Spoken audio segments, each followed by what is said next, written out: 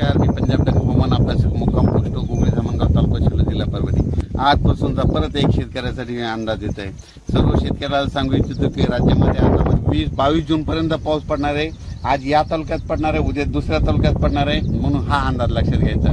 सर्व शेतकऱ्याला सांगू इच्छितो की राज्यामध्ये फक्त 15, 16 आणि 17 जून दरम्यान थोडी उघाड राहणार आहे, पण विदर्भात मात्र पाऊस पडणार आहे, म्हणून हा अंदाज लक्षात घ्यायचा. एकंदरीत राज्यात परिस्थिती बघितली तर राज्यामध्ये पश्चिम महाराष्ट्र,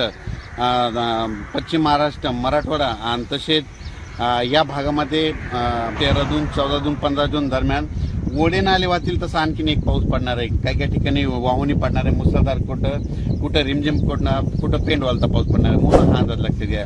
विदर्भातल्या सर्व शेतकऱ्यांसाठी आनंदाची बातमी. विदर्भामध्ये आज म्हणजे 12 जून पासून आज विदर्भामध्ये बऱ्याच ठिकाणी पावसाला सुरुवात होणार आहे आणि त्याच्यानंतर विदर्भामध्ये देखील पाऊस वाढत जाणार आहे आणि विदर्भाची शेतकऱ्याची पेरणी देखील ह्या 20 तारखेपर्यंत सुरू होणार आहे, म्हणून ही विदर्भात शेतकऱ्याची आनंदाची बातमी. ओल जर नसले तर पेरणीचा निर्णय घेऊ नये, म्हणून हे देखील लक्षात घ्यायचं.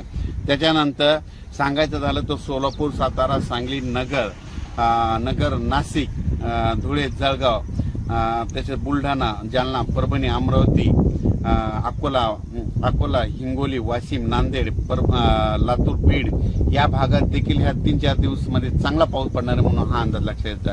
अचानक वातावरणात बदल झाला तर परत एक मेसेज दिला जाईल. धन्यवाद.